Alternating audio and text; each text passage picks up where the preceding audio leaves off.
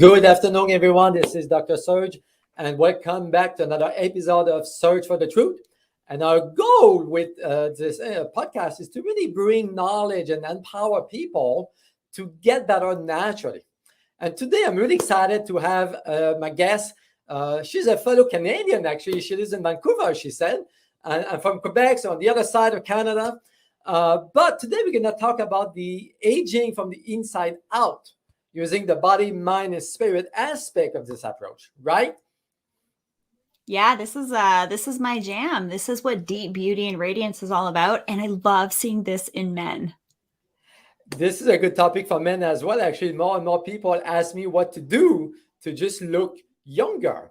So first of all, can you tell us a little bit about yourself?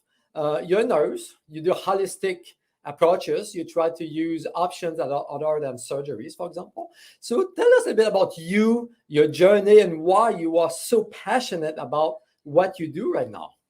Absolutely. So my credentials are, I'm a board certified aesthetic nurse specialist, and since 2011, I've performed over 20,000 rejuvenation procedures.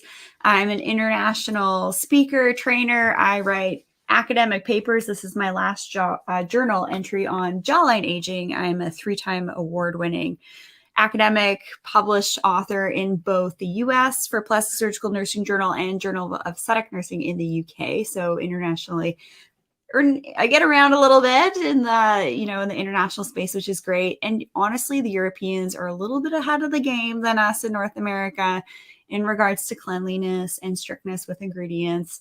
And I love just helping people understand what they can do to optimize their at-home and in-clinic rejuvenation. And I do all that at RachelVarga.ca. I'd love to have you also on the podcast, Rachel Varga podcast.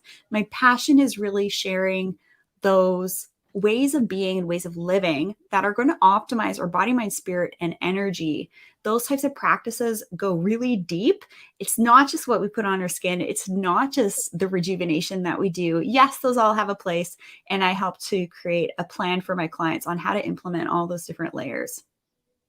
Awesome. Wow. You know a lot about skin. I mean, I've listened to your podcast, your videos. I'm so excited to have you today. So aging or anti-aging is a big field right now in medicine, in science. We are trying to figure out how to slow down the process of aging, which ties in with skin, because skin, that's the first thing we see in somebody's situation face, right? So what can you tell us, first of all, about skin, inside out, the body, the gut? Because a lot of people talk about gut, skin. So what's the connection with inflammation, the gut, the skin, how you look? It's all connected. That's the funny thing about it. Is people always look for this magical skincare beauty product or supplement or treatment.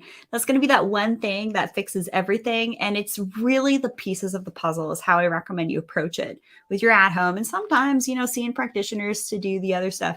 I just interviewed a friend of mine. She's a triple board certified gynecologist and now functional gynecologist. And I love seeing allopathic providers then take that next leap into the functional world as well.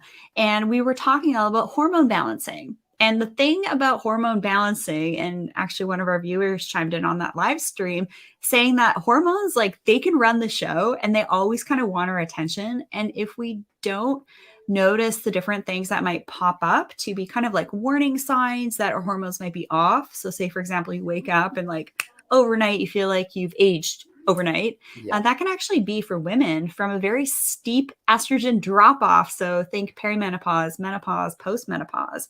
For guys, this can happen too. We can have implications with hormones through personal care products. So for example, using ingredients in your products like parabens, phthalates, sulfates, artificial dyes, fragrances. Of course, we don't want to test on animals either, but these can mess with male sex hormones and lead to decreased libido, hair loss, all sorts of things.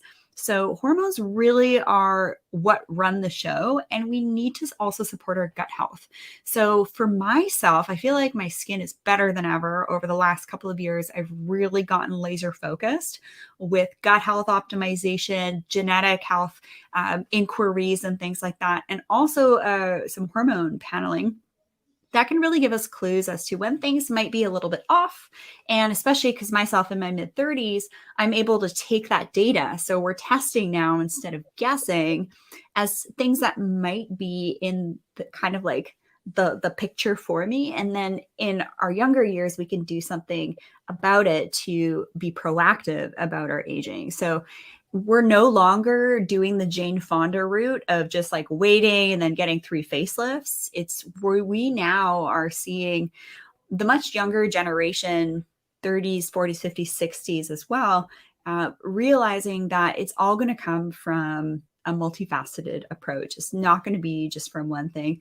But I do still feel really bad for consumers out there because they get marketed pretty heavily with all these anti-aging gimmicks and stuff like that. So I help people stay on the straight and narrow. I mean, almost every day I have ads on my Facebook about those different products. So use that, you're gonna feel younger and look younger. And there's no quick fixes, unfortunately. I wish there was. But it's really interesting to me that you brought out hormones, because this morning, I was reading an article by a colleague of mine, and he was saying or demonstrating that the skin is the biggest organ, or is the main organ of hormone productions. We believe the ovaries, the uterus, the adrenals, but he demonstrated that skin is part of hormone regulations when it comes to estrogen, testosterone, and progesterone. So what's the connection there? So I was surprised actually to find that out, because I always believed it was the glands or the organs, but the skin does play a role in hormonal regulations. All right, so there's a couple of things happening. So when we're like too hot or too cold, or say, for example, we have a cut on our skin and then we get introduced to some type of pathogen, it can make our way in. The body skin is really important for vitamin D synthesis, not so much on the face, neck, chest, but really the body. Absolutely, getting that morning vitamin D can be really helpful for getting the serotonin, which is going to be really helpful for helping you sleep better. So the skin is, in fact, our largest organ, which I love talking about the skin because it is the largest organ.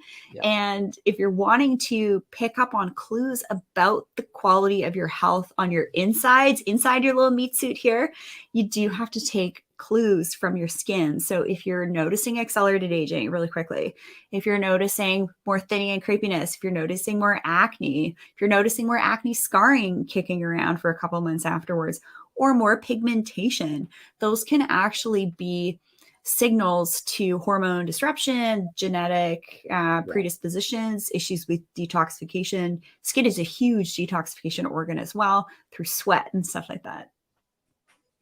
So you mentioned detox, right? So the skin, it is an organ of detox. So what happens if your body is not able to fully detox through the phase 1, phase 2 of the liver pathways? So does it actually show up on the skin? What's the connection with the liver and the skin detoxification pathways? Sure. So that isn't necessarily an area of my expertise. So I know which questions I need to defer to another expert and whatnot. But what we want to do is focus on making sure that we're internally giving our bodies antioxidants. So I actually work with a really cool third-party independent lab tested supplement that makes superoxide dismutase products. Over 15 years of third-party independent lab testing. When you're looking at supplements and products, you want to make sure it's got the independent third-party lab testing. If this is a new phrase for you, this is like a whole other world of high-quality products.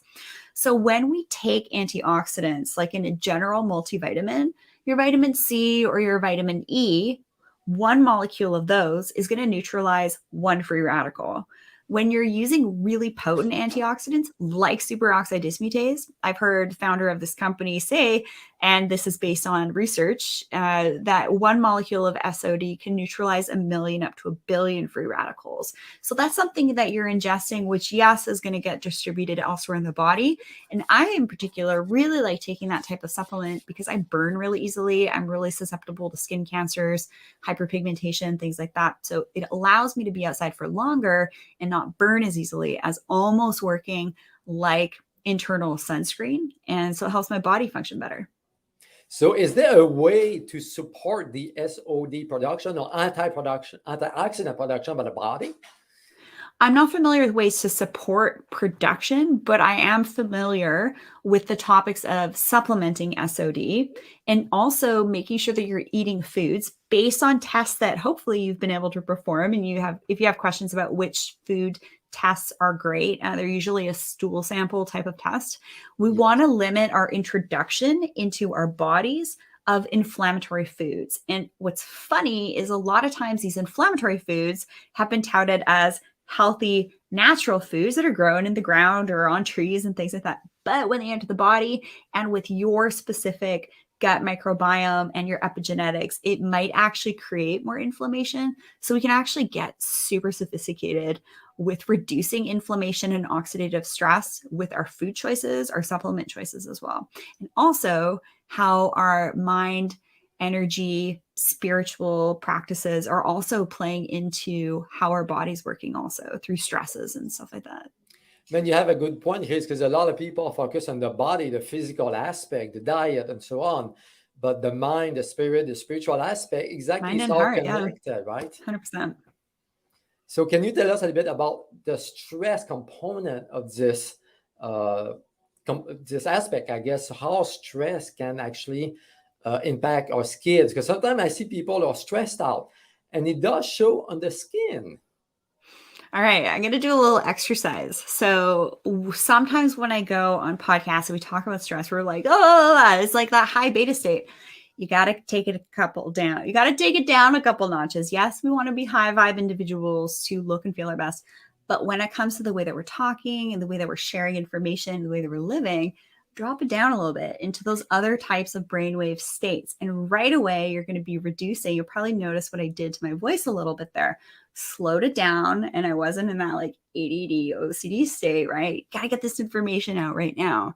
We can take little steps in our life to create the life that we want. And so this is very different, a different way of approaching it than say, oh, what are the things that stress us out? Well, why don't we focus on the things that don't stress us out, right? So getting outside in nature, moving your body, drinking filtered water, bonus points if you know how to structure your water, which I love talking about. Yes. Playing musical instruments. I've played guitar since I was 10. So I play on my Gibson Les Paul electric and also on my acoustic. And that really helps to just calm my mind. Really good for neuroplasticity, really good for hormonal regulation to get you out of that high beta state and get you into that creative flow, which if you're an entrepreneur or working professional, you're going to function a lot better when you just take little music breaks. That's something I do.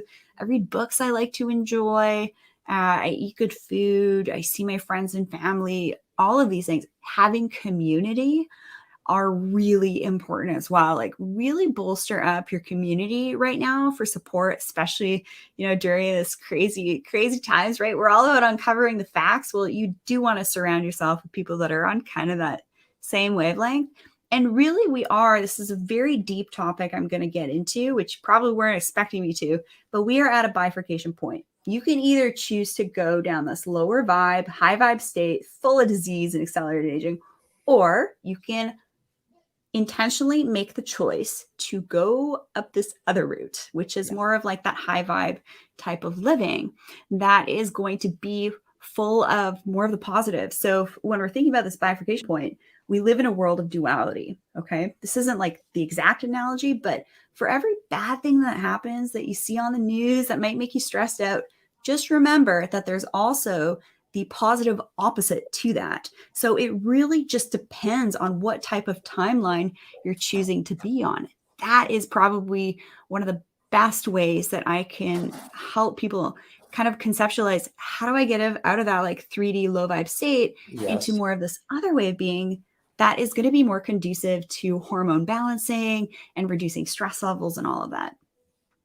Man, I think you just explained in a few minutes why people that I have witnessed have been getting worse and sick since 2020. They are stressed out and they have they have issues. I mean, people that were healthy and they were burned out, stressed out, and they started having those different conditions. So thank you for your explanation. That was really Really cool, actually. I wouldn't mind expanding on that for just a second. Go ahead. Yes. I've been in like 2 pretty rough car accidents within a really short span of a year and a half. Wow. I had really good health leading up to that. I was working out with a personal trainer. My hubby's a 6-time pro world champion kickboxer. Wow. I got a pro athlete in my corner, no pun intended. And because of my health, I was able to navigate that bump a little bit better than most women would have. But then I got bumped again. But right before that bump, I had bolstered up my brain health. I had really looked at reducing my inflammation with my body and my food, body, mind, spirit, energy optimization. I was walking the walk. So then when ish hit the shan, which it's going to in your life, you can be more resilient. And then when you see how much better you're able to overcome that, it will actually just help you feel like your most badass self. But here's the kicker. A lot of people are cruising through life and they have what's called like this toxic bucket. So with this toxic bucket, say they got bad air quality in their home, they got mold, they got VOCs, all sorts of things. They're eating toxic food with not a lot of nutrients in it. They're using toxic self-care products. They're around toxic people. Yeah. What happens, that is going to tip over. And then that's when you're going to see disease and things like that. This isn't health advice. This isn't medical information. This is informational purposes only. If you think you have a medical condition, seek the guidance of a licensed physician. But that toxic bucket analogy is so key, which is also why I'm so forthcoming and passionate about sharing more cleaner ways of aging and getting rejuvenation than just going straight into in-clinic injectables and surgery, because not everybody is, detoxed enough to actually be able to tolerate that stuff. Wow, thank you for expanding on that. I think it makes more sense the way you explained it, but it's easy to get it. I would like for you to expand a little bit on what happened to me years and years ago. I witnessed this patient. She came to me. She looked like she was 70 years old, really bad shape, but she was actually in her 40s. So we ran different tests and we found out she was highly allergic to gluten. So she got on gluten. She came back a few weeks later and she looked like she was 30 years old. So what's the impact of what you eat on your skin? Because one of the things that I hear a lot, and most all the time, is dermatologist says that diet has nothing to do with eczema or rashes or the way you look. Can you explain to us a little bit the connection there? Yeah, to be honest, it's more of a disconnect. So the rock star healers that I know of are like the doctors and nurses that have gone from their Western allopathic system that have then added the functional system along to it. Those are going to be the rock star healers that I'd love for you guys to support, especially right now. They've done like double the schooling as a traditional Western provider, and they can do so many more advanced things. So with the patient that you described, she was pretty well always in an inflammatory state. Okay. So she wasn't having optimal collagen and elastin in her skin because her body wasn't able to regenerate and rejuvenate itself while she was sleeping. It was just so busy trying to detoxify itself. And yes, in pretty short order, once you just clean up your act a little bit, body, mind, spirit, energy with the foods you're eating, get a little bit more specific, you can notice and use the right products topically. Of course, that's super important. That's where I come in. This is where we can actually start to see changes in oftentimes as little as 1 to 2 months, which is really positive. So say you've made some pretty lame life choices. You've drank a lot of alcohol, you've done drugs, you've been around toxic people, toxic work environments. Your home is probably like a toxic soup. Yeah. And you haven't been in nature enough. You haven't looked after your body. You can make a choice anytime to want to really look after your body, mind, spirit, energy, but you can't just look after one, right? It's like Stephen Hawking, right? He was disabled in a wheelchair. He couldn't really do much with his body. Yeah. So what do I think he did? I think he really bolstered up his mind, spirit, and energy practices in order to address that. And that's actually Le Chatelier's principle. So in my ebook, I actually talk about this, where it's like body, mind, spirit, energy equals whole human. So based on Le Chatelier's principle, because I have a background in Gen Chem, Organic Chem, Biochem, if we just kind of like increase certain numbers of reactants, if they're going down, you're still going to get that, optimal human outcome. So say you've had an injury, right? And you're dealing through stuff, just bolster up the other stuff. Actually, it's funny you bring it up because I have witnessed that, and sometimes I couldn't understand why people they eat junk food, they smoke, they drink, but they live to 90 years old, they good spirit, good spiritual life. So I think it makes sense based on what you just said. They Actually, don't know how good they can feel too. yeah, correct. And you keep mentioning toxins, toxins. So what are the toxins we need to avoid to have healthy skin or healthy body? Actually, For sure. Yeah, body, mind, spirit, energy, like literally all of that stuff. Like call in your protection, especially right now. Like, what the heck is your spiritual practice? You better figure that out if you want to be able to navigate this craziness. yeah, But when it comes to like things you're putting on your skin, is you need to right away look at your products and see if you have any parabens, phthalates, sulfates, artificial dyes, fragrances in there, and also check with the company if they are testing on animals. There's this whole other concept now of clean money, right? We want to be yeah. supporting businesses with our emotional support and economic support that have the same values. This is how we kind of like create this new way of living, which is, I'm seeing a lot of this stuff come up lately, which is so incredibly beautiful. The other kicker is with sunscreens. So the issue I'm seeing a lot with my one-on-one clients is they're all proud they have this mineral sunscreen. And then I ask them, read the medicinal ingredients on the back of your sunscreen. So this is like your moisturizer sunscreen, your foundation, your primer sunscreen. If it has like zinc and titanium, that's awesome. That's what we want. We want zinc, titanium, mineral sunscreen filters.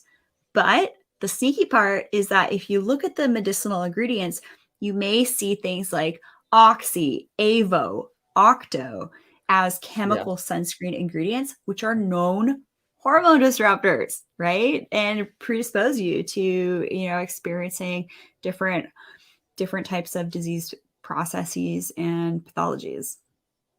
Awesome. So is there such a thing as clean, non-toxic makeup, for example? Because that's a concern that a lot of my female patient has, I'm right? wearing it. Yeah, exactly. There is, but people don't know. Yeah. Yeah. I mean, it's hard for consumers to know right now just what is clean and also what's going to perform. Because most of the time, consumers are just seeing like a Facebook ad, a social media ad, or they're going to their local stores. By the way, there's one store in particular. I'm not going to name names here, but as soon as you walk into these beauty stores, you just get overwhelmed with this waft of fragrance and perfume. You'll even see this in big box stores with VOCs, right? Yes. So if you smell it, it's in your brain, it's going to be messing with you. But if you're in that building long enough, your olfactory senses, your nose will become desensitized. You won't even notice it. Yeah. So when you are running as a super clean human, you're going to notice so much easier when these toxins are kind of creeping in, and you can say, no, thanks. So yes, it's kind of a minefield. So I just recommend that tuning in if you have questions about clean skincare, clean makeup, clean supplements for optimizing your aging process. And also, what really can you do at home with dermal rolling, using the right products, say with like copper peptides, retinol, hyaluronic acid. That's where I come in. So just reach out. Awesome. And peptides. Peptides is a big thing out there right now. There's hundreds of peptides. People ask me all the time, should I do that? Should I try that? Should I do this? So can you tell us a bit about peptides and what they are? And are they helpful for anti-aging or for health? Yeah. So peptides has been in medical grade skincare for a very long time. So I've been doing this work since 2011, and I learned about peptides and skincare basically day one, like squalene, for example, matrixyl 3000, argireline. These are really common peptides, copper peptide. So copper peptide is kind of like a known, almost like antioxidant. It really helps with your skin aging process and also with things like pigmentation. So like sunspots and age spots and things like that. So peptides are responsible for being basically like cell signalers. How can we give our body some of the cofactors that it needs to behave optimally? So the kicker here is a lot of times you'll find products, whether it's supplements or skincare, they'll have the ingredients on the ingredient list saying it's got, hyaluronic acid, copper peptide, retinol, argireline, and all sorts of different ingredients, actives, and peptides. But what matters is the final formulation. And if that final formulation, all those ingredients are working in a way that's going to deliver a safe and effective product. So just because you see the ingredients on an ingredient list doesn't actually mean that that final formulation is doing what it's going to hope you're going to do. So that's, again, where I come in, where I've used, I work with about 13 medical grade lines from Canada, US, UK, Europe definitely has the highest regulations with ingredients. And I see what my clients keep coming back for and what I use, what I like, the consistency, and all of that stuff. So it's kind of a minefield, but yeah, just reach out. Awesome. So one of the things that I've seen a lot lately, at least in Houston where I live, is companies, definitely health companies send me samples of skincare product that has probiotics in it. So skin probiotic or skin microbiome seems to be a big thing right now. Are those products beneficial to us? All right, so let's talk about CBD for a second, because a number of years ago, what was this, like 5 to 10 years ago, CBD was exploding. Yeah. You know, you can invest in it, all sorts of things. I think there's like 13 different pathways of CBD and THC actually impacting the body, and a couple of those impact the skin. And I learned this through one of my colleagues. She's actually the first ever urogynecologist, board certified urogynecologist female in the US. Her name's Dr. Betsy Greenleaf. What a cute name of all things. And she actually used a lot of things like that actually for pain relief in her gynecology clients. So when I was chatting with her, it's like, yeah, these skin pathways are still pretty new. They're not really well understood. So what I've noticed, which is going to be a great kind of correlation to the whole probiotic stuff in skincare, is that you're seeing a lot of these like gimmicky CBD skin products coming out. And yeah, I haven't seen it in medical grade. Same with the probiotic kind of deal with the skin. And what always needs to happen is like that first, second, third iteration of a formula, product, device, treatment. That's when you're really going to get the rock star effects and protocols with it. So that would be my advice. It's like, don't jump on the shiny bandwagon. To this day, I don't actually use skincare that contains that, because I haven't seen the efficacy that I want to see. One of my girlfriends, Dr. Erica Gray, she has her PharmD in pharmacology. She's a pharmacist. And she's like, yeah, you know, before I used to use this pre-probiotic stuff that she'd get through the pharmacy that would get shipped to her. And then she used some of my stuff that I recommended. She's like, wow, it's like a whole different ballgame. We just want to cover a couple of basics with the skin. Cleanse morning and night, moisturize morning and night, sunscreen every single day, exfoliate 2 to 5 times a week, the right sunscreen though, and the right scrub, the right cleanser, the right moisturizer to really kind of just like stabilize your skin. But yeah, the pre-probiotics for the gut, I mean, that's very well researched, and there's some super precise precision supplements out there for that stuff. Thank you for the clarifications, because that's something that I see every day, every week. People ask, you know, like you said, they are so gimmicky, you know. We have a question here that listener wants to know, what's the best diet when it comes to a healthy skin? It's actually kind of a question I get all the time, but it's actually kind of a bad question because the answer, you're really not going to like me for this answer, because there really is no one special diet, because all of us have different genetic makeups. We all have different epigenetics. We can have like really similar DNA, but depending on how we're living our lives and the different toxins we might be exposed to, the different, you know, levels of hormones we have, our epigenetics are going to play into that. So my advice for optimal skin nutrition is actually going to go to testing instead of guessing. So I definitely have some resources for that. Obviously, I love sharing resources. I'm a nurse. That's what I'm trained to do. Community advocate, resources, all that sweet jazz. So you want to get laser focused to what's going to be right for you, right? So maybe having the kale and tomatoes might not be right. Maybe having caviar once a month might be a good idea for you. Maybe having beef instead of chicken. Maybe having beef collagen instead of poultry collagen. It really just depends. But for the most part, you want to stick with like low inflammatory foods. So like avoiding nightshades, that can be a great place to start. Eating like real food, Yeah. not prepackaged food. So going like super basic, make sure that you're avoiding different oils, like for example, processed canola oil, soybean oil, corn oil. Get yourself like some organic safflower oil. I do a lot with linoleic acid oils in an organic form to boost my brain health and performance. And guess what? The cardiac diet, the brain diet, the gut health diet is also going to be the skin diet. You're sure right. There's no one specific diet for everybody. It's really No. individualized. So, as a final note, what can you tell our listeners about skin health and health in general? Where to start, for example, what to do as basic steps? Well, it's up to you. You have to choose, make a choice as a human. Okay, I want better skin. I want better hair. I want to be healthier. I want to be more vibrant. I want to be more radiant. You have to be in that mindset. So when it's really funny how it actually comes down to mindset, law of attraction, even for beauty and radiance. So something to get you started to focus more on that beauty and radiance mindset, which is going to get you better, healthier skin. Get out in nature, start to not simply, but just from the most basic essence of it, really enjoy the beauty around you. So say you're like walking up a mountain, there's this really cool rock with like all this cool moss on it that you just want to sit on. And then you get this really cool perch and then you can take a look at this sweet view, admire the blossoms and the trees and maybe the beach or the trees around you. Just start to notice the beautiful stuff around you and just kind of be grateful for it, interact with that. And when you're doing your self-care practices, doing things that can be quite simple, like promoting facial lymphatic drainage. I have a great video on my YouTube channel talking about facial gua sha. Use your own fingertips, guys, because you actually have a lot of energy coming off your fingertips. I have a device that actually tests the corona photona discharge off of your fingertips.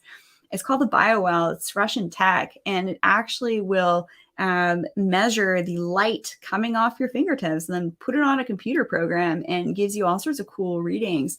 And like energy medicine stuff, it actually can give us insight into things that might actually come up a couple of weeks later, a couple of months later. So you can get pretty deep with your health optimization, but just start with that beauty mindset. Be grateful for some of the features that you have that you love and really give yourself the grace and the love. Like if there's something you want to work on, make an effort to work on it, but always focus on your body, mind, spirit, energy practices, bolstering them up, maybe every day adding a new layer to that kind of way that you live. And then reaching out to someone like myself to help you out as well can be a great place to start. Awesome. So before we close, we have a comment from Alex. I'm going to put it on the screen. So as you can see, are you closing yourself off to the benefit of the sun when you apply sunscreen? So yeah, this is a good question. So what's the balance with sun exposure, sunscreen, and skin cancer? So I love this question because it's a huge assumption. Sorry to call you out, Alex, but you basically assumed that I don't go into the sun because I talk about sunscreen. So I love the sun. The sun is the most unadulterated source of light in our world. I love the sun. And what's really crazy is, sorry to call you out like that, Alex, but it's a bit of tough love here. But yeah, every day I get at least 15, 20 minutes. So what I'll do is I'll actually work outside. I'll take my acoustic guitar out. I'll take some reading breaks or some music breaks. I work outside way better just having that light around me and being in nature. But the superoxide dismutase supplements that I take and all the other good things that I do to reduce inflammation in my body makes me less photosensitive to the sun. So I actually burn less now than I ever have because I have so many wonderful antioxidants in my body. I have less inflammation, so I don't burn as easily. So yes, I will apply mineral sunscreen to my face, neck, chest, and hands all day, every day that ends in a Y.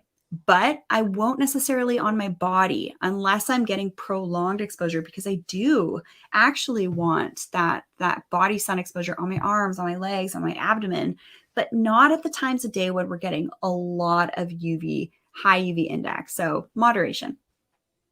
Thank you for the clarifications. That's a question that people are really concerned, actually.